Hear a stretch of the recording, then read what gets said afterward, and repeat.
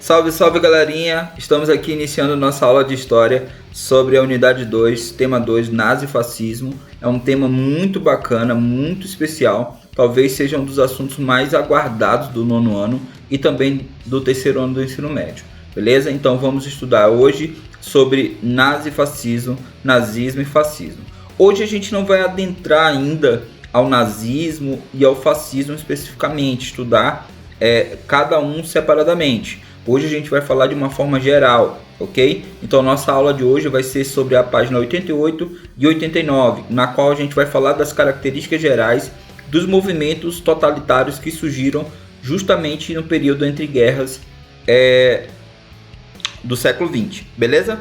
Então nós vamos falar das características gerais e logo em seguida a gente vai fazer nosso trabalho, vamos assistir um filme, o filme A Onda, que vai falar um pouco basicamente sobre nazismo e fascismo ou regimes totalitários. Vocês vão aprender de uma forma bem fácil, de acordo com o filme.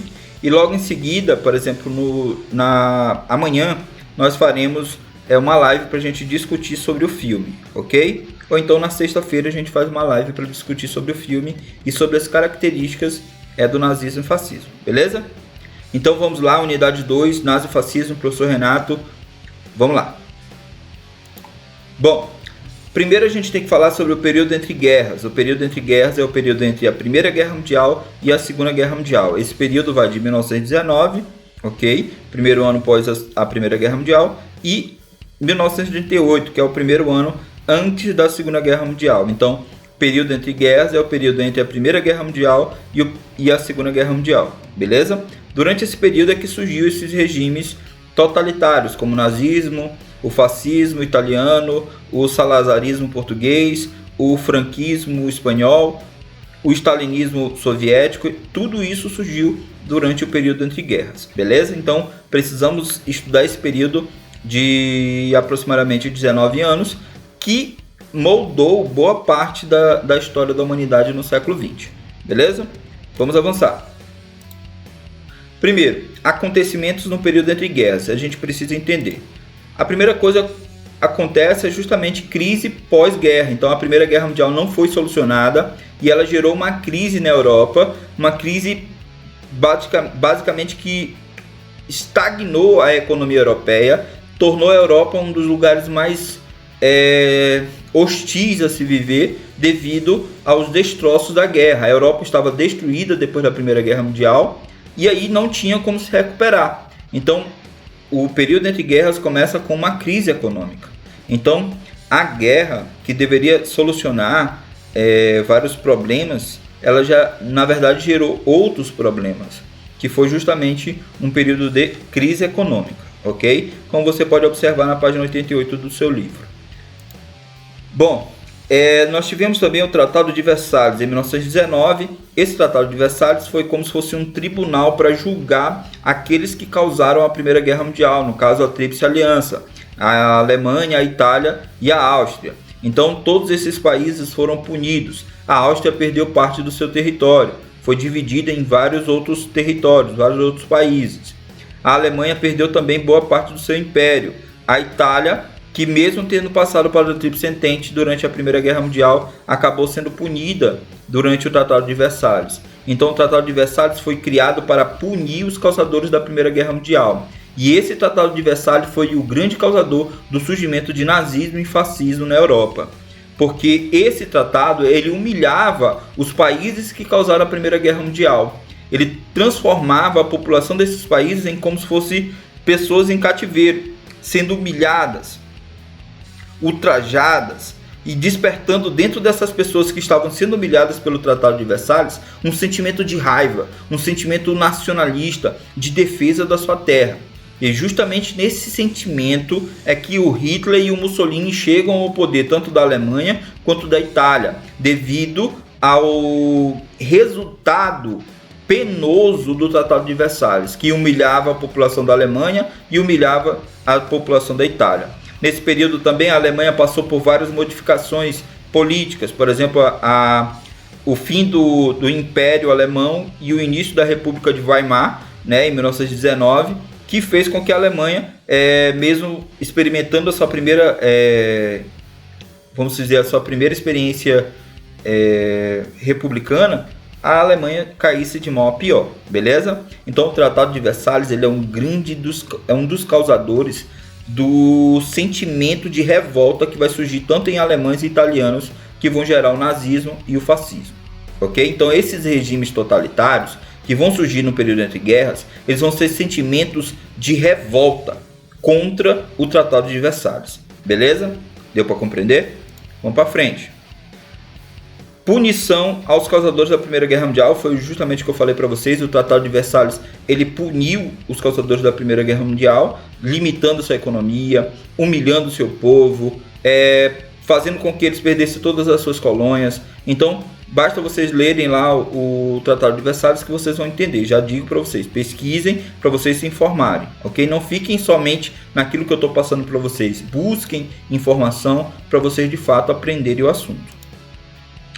Vigilância da Liga das Nações. Dentro do Tratado de Versalhes, dentro dos 14 pontos de Wilson, foi criada uma entidade chamada de Liga das Nações. Essa Liga das Nações ela seria responsável em vigiar os países que causaram a Primeira Guerra Mundial. Vigiar a Alemanha, vigiar a Itália, vigiar a Áustria e por aí vai, para impedir que esses países de fato não cumprissem o Tratado de Versalhes, beleza? Então a Liga das Nações era uma entidade muito parecida com a ONU, que tinha a finalidade de manter a paz na Europa, mas o objetivo dela ser criada era justamente para meio que investigar e humilhar, ela garantir que a Alemanha e a Itália não iam se reerguer e gerar uma nova guerra, beleza? Vamos para frente. Crescimento do nacionalismo. Então, com esse cenário de humilhação nesses países da Europa, surgiu o sentimento de defender o seu território, de defender o seu povo, de defender a sua pátria. Então o sentimento nacionalista vai gerar o sentimento de revolta contra o Tratado de Versalhes, contra os resultados da Primeira Guerra Mundial. Por isso que a Primeira Guerra Mundial ela não resolveu os problemas, ela gerou novos problemas que culminou na Segunda Guerra Mundial, beleza? E em 1929, esses países que já estavam sofrendo com a crise depois da Primeira Guerra Mundial, a Alemanha e a Itália sofreram ainda outras crises em 1924 devido aos efeitos do Tratado de Versalhes. E quando a Alemanha e a Itália já estavam se recuperando, o que acontece? Vem a crise de 1929. Então foi crise dentro de crise nesses países que estavam sendo humilhados pelo Tratado de Versalhes. E isso fez com que uma medida radical, militares tomarem o poder rapidamente para poder instaurar regimes fechados como o totalitarismo, o nazismo e o fascismo. Então a crise mundial de 1929 ela acelerou o processo para que esses países que causaram a Primeira Guerra Mundial se recuperassem através da ascensão de governos totalitários, governos autoritários que tinham as seguintes características que a gente vai ver mais na frente. Então, os regimes totalitários eles surgiram devido à crise mundial de 1929, devido ao nacionalismo e devido também às punições causadas aos países causadores da Primeira Guerra Mundial no Tratado de Versalhes, beleza? E é justamente nesse cenário que surgem os governos totalitários, num cenário de crise, num cenário de qual precisava se criar um mito, uma pessoa que resgatasse o sentimento nacionalista, que lutasse pela defesa do seu território, do seu povo e acabasse com o Tratado de Versalhes. Então, foi nesse sentido que o Hitler chegou ao poder na Alemanha e que o Mussolini chegou ao poder da Itália, e que o Franco chegou ao poder da Espanha e que o Salazar chegou ao poder lá em Portugal. Beleza? Então, nesse cenário de crise econômica que surgiram esses governos totalitários. Os governos totalitários, eles tinham essas características aqui, beleza? Vamos ver quais são essas características. Então, antes da gente falar das características dos regimes totalitários, nós entendemos também que durante esse período entre guerras, havia uma divisão política no mundo todo. E essa divisão política era baseada no que os governos adotavam como política. Ok? Então, olha só, nós tínhamos três tipos de vertentes políticas. as políticas de direita, as políticas de esquerda e as políticas totalitárias. Então, a primeira, que era os governos de esquerda, os governos de esquerda defendiam o socialismo, então o sistema socialista, da igualdade social. Um exemplo clássico desses governos de esquerda é justamente a União Soviética, ok? Então o governo de esquerda defendia o socialismo, a igualdade social, na qual o Estado deveria gerir a economia, não deveria ter iniciativa privada, somente iniciativa estatal, ok? Governo de direita. Os governos de direita defendiam o quê? O sistema capitalista, como os Estados Unidos, né? Um exemplo clássico. A defesa do livre mercado, a defesa de que a sociedade poderia girar em torno do comércio, da produção industrial, entendeu? Então a liberdade econômica era a base do sistema capitalista.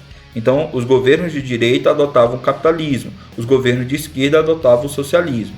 E tinha também uma terceira vertente que surgiu justamente nesse cenário que a gente falou ainda agora do período entre guerras, que foram os governos totalitários. Esses governos totalitários defendiam regimes autocráticos, ou seja, regimes na qual houvesse um autogoverno que controlasse toda a política, não houvesse liberdade política, né, liberdade econômica e muito menos igualdade social, né? Havia uma espécie de igualdade, assim, mas era um pouquinho diferente. Então, esses regimes eles vão defender o nacionalismo, ok? A base deles vai ser o nacionalismo. E um exemplo clássico dos governos totalitários é a Alemanha nazista, assim como também a Itália fascista, ok? Então, esses governos totalitários vão ser uma terceira vertente que vão surgir durante o período entre guerras. Então, nós temos, governo de esquerda, defesa do socialismo, governo de direita, defesa do capitalismo e governos totalitários, defesa de regimes autocráticos, ok? E defesa do nacionalismo. Deu para compreender isso aí, pessoal? Então essa era a divisão política do período entre guerras. Vamos avançar. Vamos ver agora as características dos governos totalitários. Característica dos regimes totalitários. A primeira característica é o culto ao líder. Então, o cara que vai chegar ao poder ele vai ser visto como se fosse um deus. Então, ele vai ser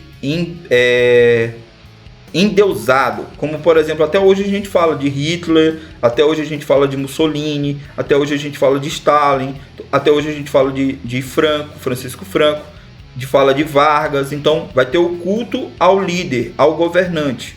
Beleza? No caso do Terceiro Reich, o Adolf Hitler na Alemanha, ok? Intervencionismo. Então, os governos totalitários eles vão mandar em tudo, eles vão intervir em tudo, na economia, na educação, na política, na saúde, em tudo o governo é que vai gerir, é o governo que vai controlar. Então, o governo no regime totalitário ele governa tudo, por isso que é totalitário. Ele tem o controle de toda a sociedade. Beleza? Deu para compreender isso aí? Tranquilo. Então vamos para frente. Outra característica é partido único. Nos regimes totalitários, como eles não têm opositores, eles governam de forma única. Então há apenas um partido. E esse partido é o partido do governo. Ok? Quem é contra esse partido é eliminado. Ou seja, é assassinado ou é perseguido até de fato fugir do país ou morrer. Beleza? Então, culto ao líder, intervencionismo, partido único, nacionalismo, a gente já falou, então a defesa do seu território. Esses governos eles vão inflar a população a defender o seu território e a pensar no seu território como se fosse único, ok? É justamente isso que o Hitler vai usar na Alemanha. Ele vai fazer símbolos como o símbolo da suástica, que está bem aqui no bracinho dele aqui, ó. Então esses símbolos eles vão ser emblemáticos durante o período dos regimes totalitários.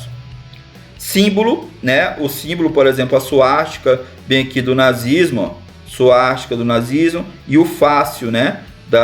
Do fascismo, e por aí vai. Outros símbolos vão ser usados justamente, vocês vão ver no filme A Onda, que lá eles criam um símbolo também, que né, é o sinal da onda, que eles fazem até um gesto. Beleza? Faz um gestozinho assim, ó. Beleza? Deu para compreender?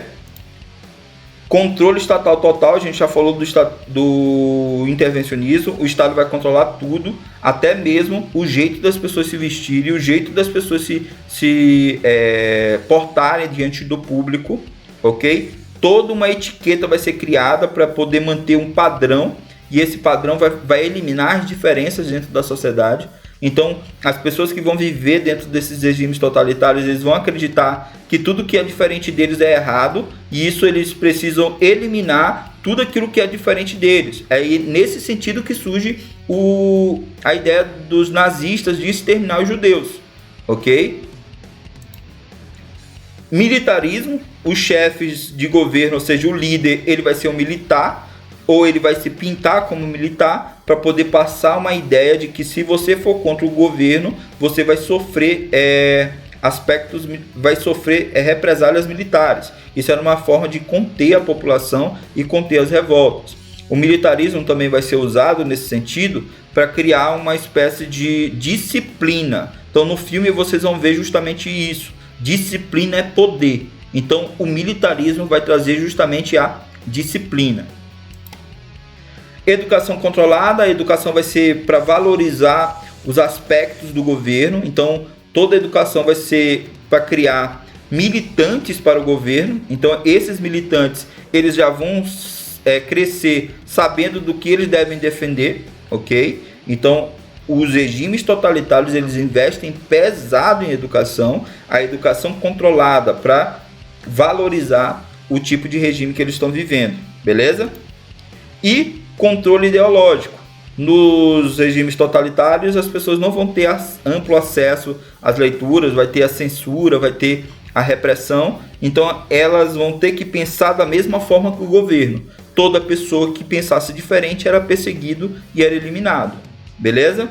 Então, esses aqui foram as principais características dos regimes totalitários. Agora eu peço que vocês assistam o filme para vocês identificarem no filme essas características que eu estou falando aqui para vocês. Beleza? Para ficar bem mais fácil de vocês visualizarem, assistam o filme A Onda e depois que vocês assistirem o filme A Onda, vocês vão lá na aba tarefas, que lá vai ter justamente a tarefa para ser realizada de acordo com o filme. Então eu fiz algumas perguntas de acordo com o filme. Eu só vou disponibilizar as tarefas somente na hora que abrir o portal. Na hora que abrir o fórum, eu disponibilizo as tarefas para vocês. Beleza, pessoal? Então, no mais, essa é a nossa aula da página 88 e 89.